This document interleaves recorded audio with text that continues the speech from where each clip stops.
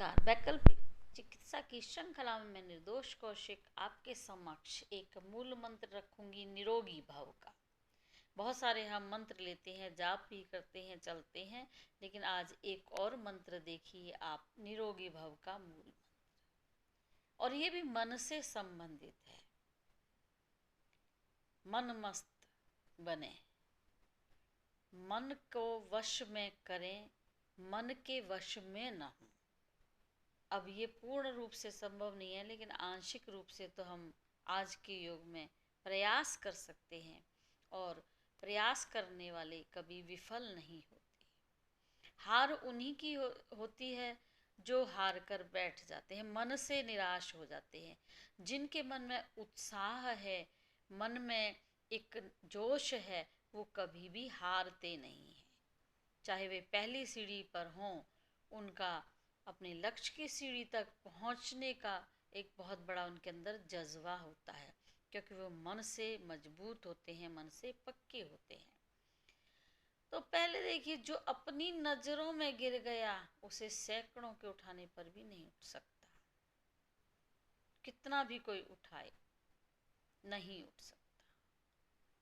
अगर हम जीना चाहें तो हमारी हर भूल हमें कुछ न कुछ सिखाती है।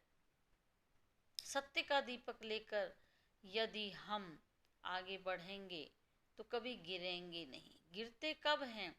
जब हम झूठ और अज्ञान के अंधेरों में रहते हैं। बड़प्पन हमारा अमीरी में नहीं, ईमानदारी और सज्जनता से है।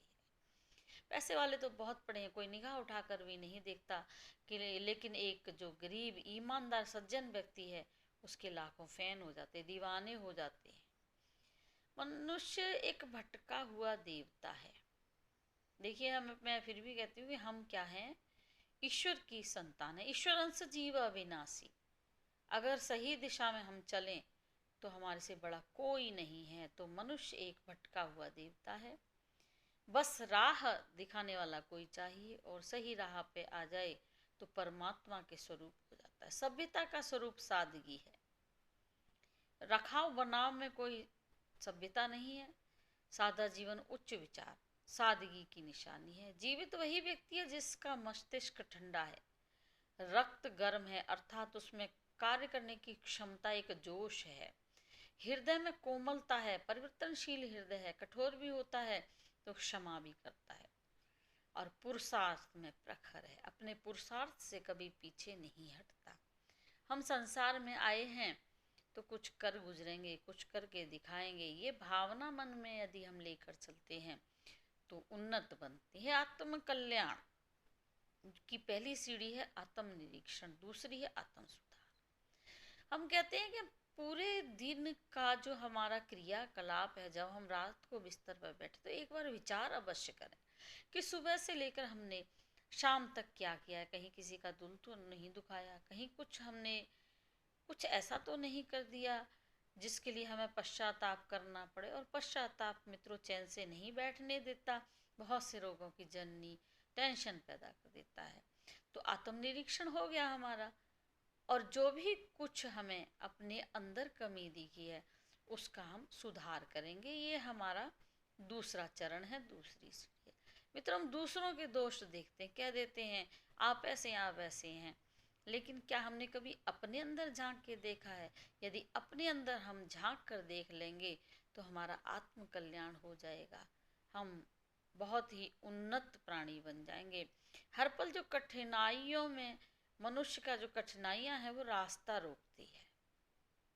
अब जीवन है तो कष्ट भी आएंगे, दुख तकलीफें भी आएंगी, रास्ते में अवरोध तो आते हैं। नदी भला पहाड़ से गिरने के बाद में कौन सा सीधा बहती है? बहुत सारे पत्थरों को तोड़कर उसको आगे बढ़ना पड़ता है।